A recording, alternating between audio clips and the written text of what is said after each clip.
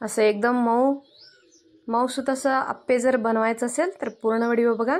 तर हे आप्पे सुजीचे आहेत।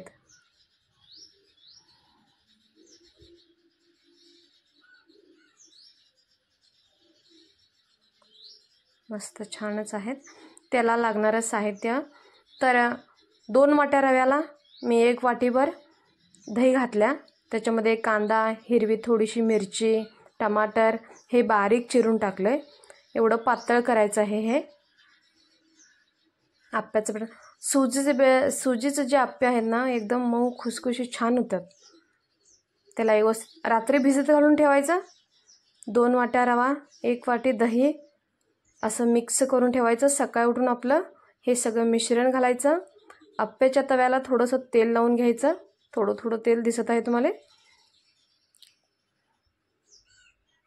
तसं झालं की आपण ह्याच्यामध्ये आप्याचं जे बेटर आहे ते थोडं थोडं करून सगळ्या साच्यातनी भरायचं आहे। एक एक करून खूप छान टेस्टी मस्तच होतात। आपण प्रत्येक डाळ पण वापरून आप्पे बनवू शकतो। फक्त सुजीचं ह्याला दुसरं काही लागणार नाही आहे। फक्त रवा, दही, मीठ चवीपुरतं, हिरवी मिरची, कांदा, टमाटर हे बारीक चिरून ह्या मिश्रणमध्ये घालायचं। रात्री भिजत घालताना सुजी फक्तच आपल्याला दही आणि सुजी हे मिक्स करून ठेवायचं आहे। तर ह्याला झाकण लावायचं, अगदी 5 मिनिटं ठेवायचं, परत झाकण काढायचं आणि हे बघू शकताय खाली एकदम व्यवस्थित शिजलेलं आहे। तर ह्याला आपण पलटून घ्यायचं आहे थोडंसं सांभाळून।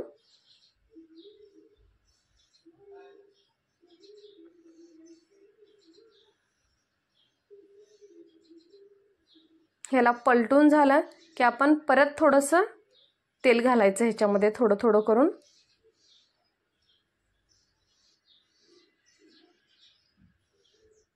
अगदी छान मस्त इतके टेस्टी आणि मुलांना सुजी हेल्दी सुद्धा आहे। रवा आपला खूप छान चांगलं होतंय।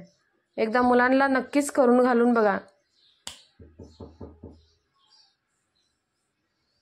तर अशा पद्धतीने जर आपल्याला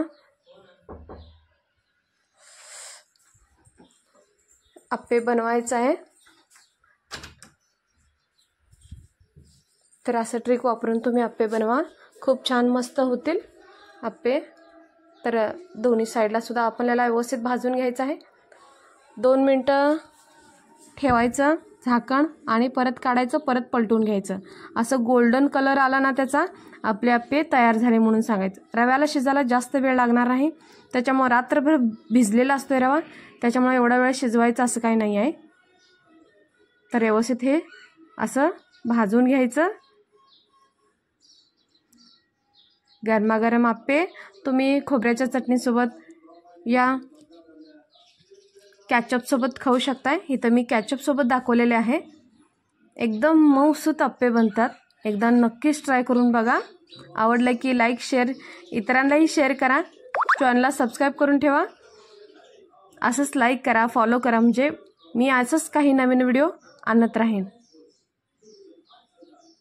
खूप छान मस्त आप्पे बनतात। तोडून सुद्धा मी दाखवलेलं आहे। तर चला धन्यवाद।